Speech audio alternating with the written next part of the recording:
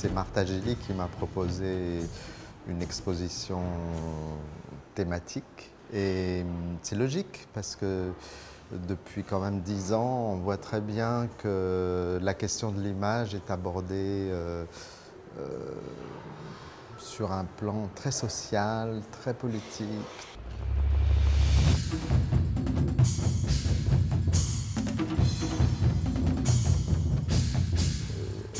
Goya est un point de départ pour moi, pour plein de raisons, historiques, esthétiques, philosophiques même, puisqu'il ne faut pas oublier que Goya, c'est exactement le contemporain de Kant, et ils ont dit des choses assez proches, à savoir qu'il faut critiquer la société.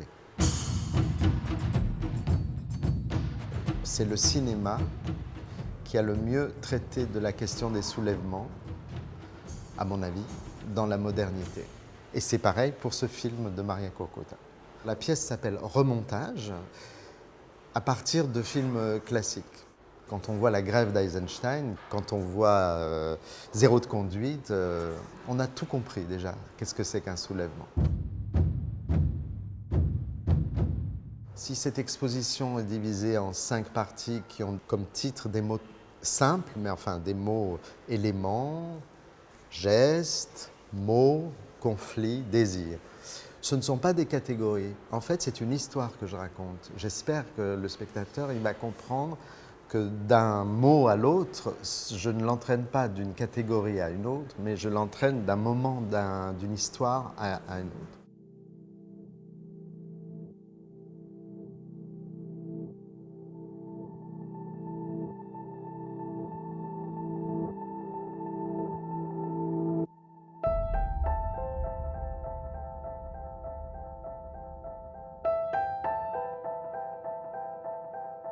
Au début, c'est comme si vous vous réveillez le matin, vous ouvrez la fenêtre et vous voyez la tempête arrive. Les éléments se déchaînent. Vous dites, ouh là là, il va se passer quelque chose. Donc c'est le début d'une histoire.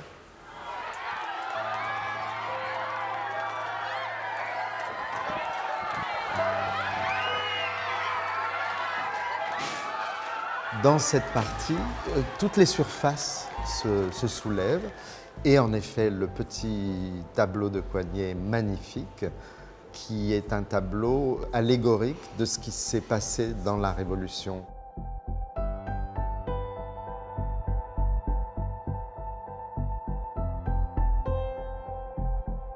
Le vent qui soulève les draperies, notamment chez Man Ray, dans l'histoire que je veux raconter, c'est le désir. C'est pour ça que ça commence comme ça, avec des draperies qui se soulèvent, qui sont l'indication du désir dans tout l'art classique, dans tout l'art de la Renaissance, dans tout, voilà. Et puis, ça, on est déjà, moi, dans ma tête, je veux amener mon spectateur vers la fin de l'exposition qui sera sur le désir, justement.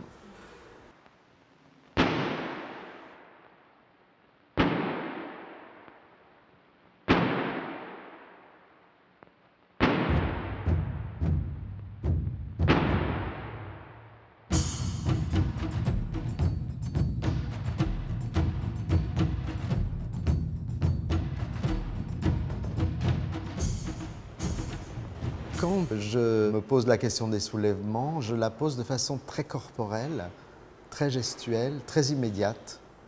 Ce n'est pas une question théorique, c'est on se soulève, notre corps se soulève. Le corps refuse sa prison. Alors le corps lève les bras, etc. Bon, entre Courbet qui montre ça magnifiquement, mais déjà avant lui Delacroix, hein, La liberté guidant le peuple, et puis Pascal Convert qui est en face, et puis bien sûr Gilles Caron qui a superbement saisi ce moment gestuel.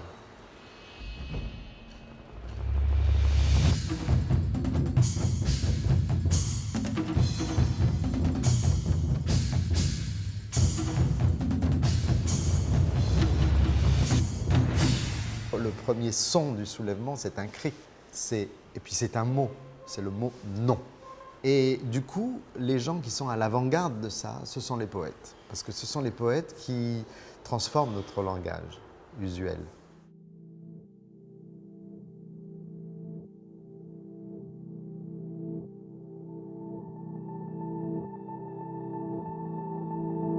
Ce mierda de Garcia Lorca, c'est... Ce qui est très beau, c'est quand le fait de se soulever est innocent. Ça se voit chez Jean Vigo, ça se voit chez Annette Messager. C'est l'innocence des gens qui ne sont pas d'accord. Ils ne veulent pas prendre le pouvoir, ils sont juste pas d'accord.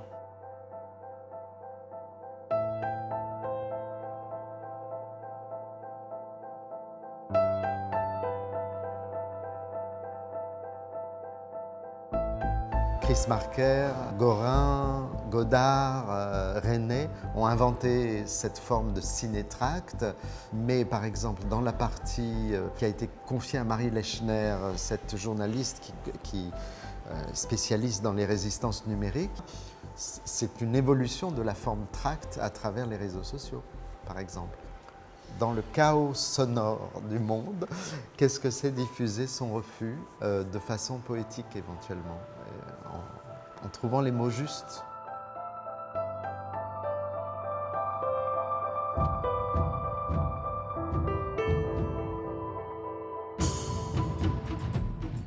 Une fois que tu as vraiment dit beaucoup les mots de ton refus, eh ben, tu y vas. Et là, les ennuis commencent, évidemment.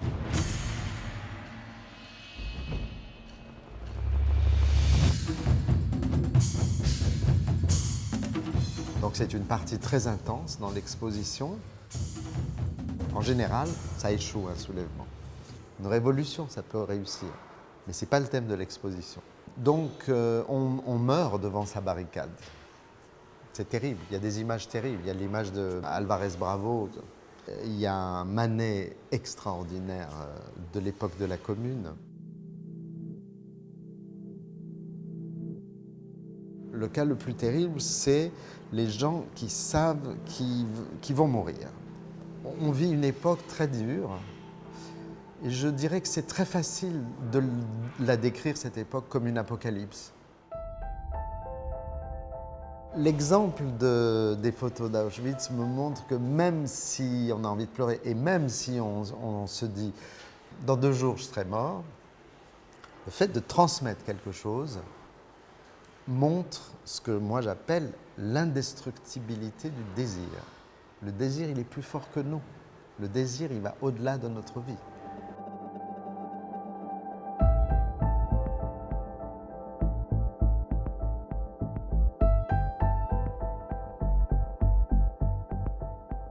Les 2 artistes à qui on a commandé des œuvres, elles s'attaquent à des problèmes qui sont qui sont les mêmes ou aussi importants ou différemment formulés que ce qui intéressait Goya à son époque.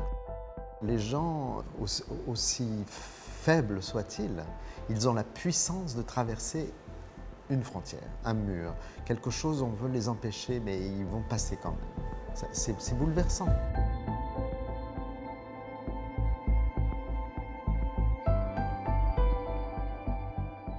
Donc l'idée, bien sûr, de cette exposition, c'est qu'on se soulève, c'est que ça échoue souvent, mais qu'à la fin, ça ne cessera jamais.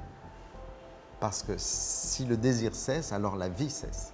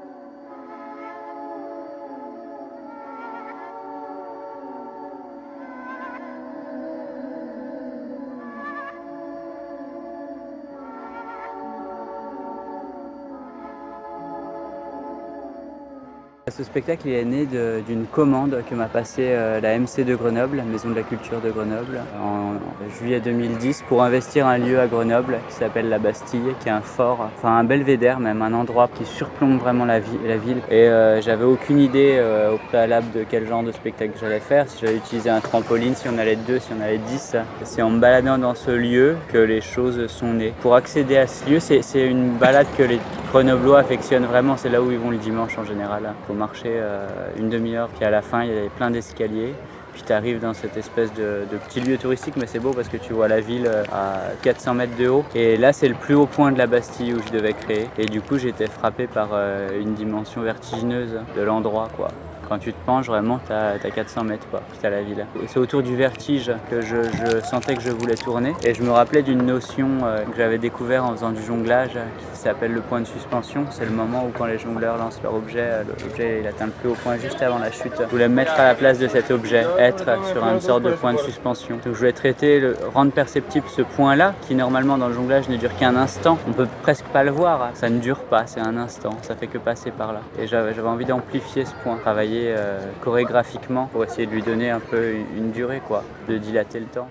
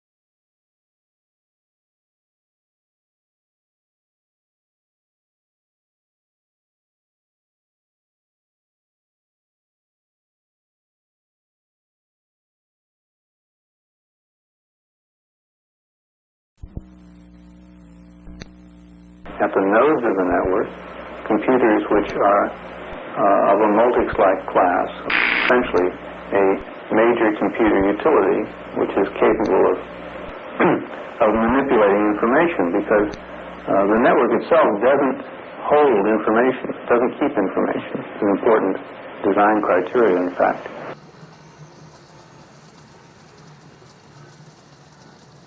And to my mind, this implies the packet switching principle.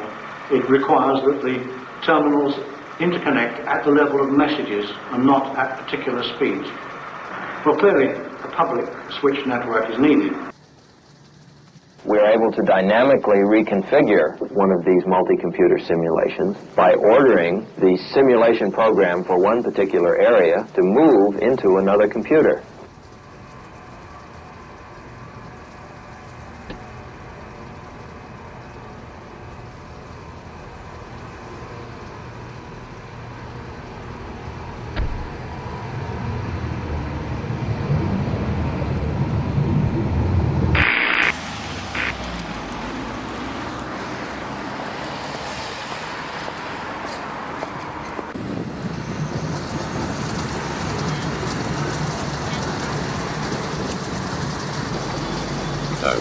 Non-ISO has been discovered.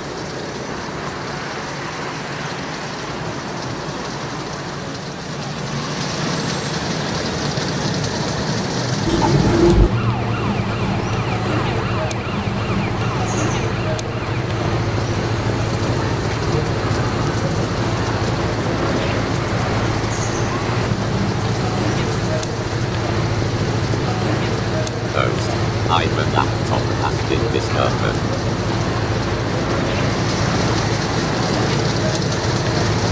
make possible much more efficient and reliable use of computers.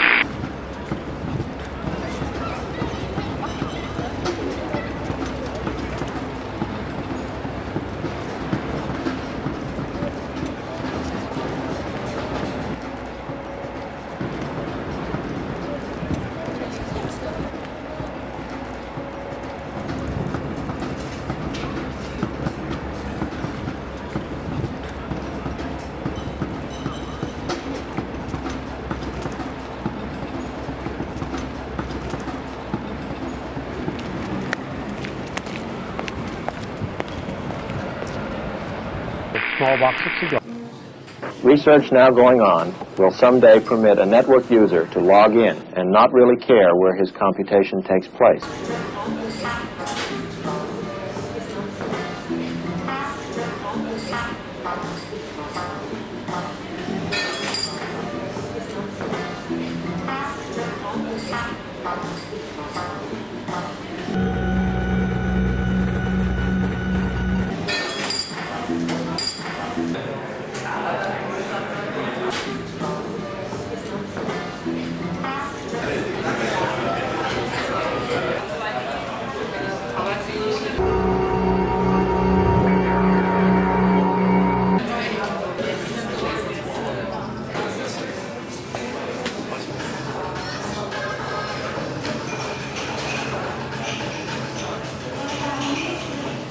Ego Gina Takata Vertic Postka.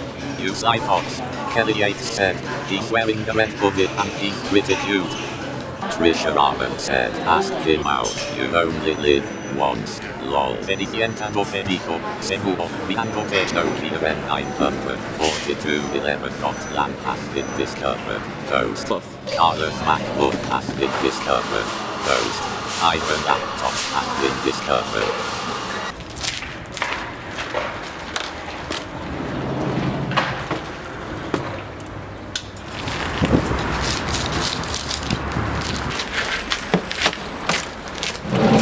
We are the direct manifestation of a citizen's network anxiety.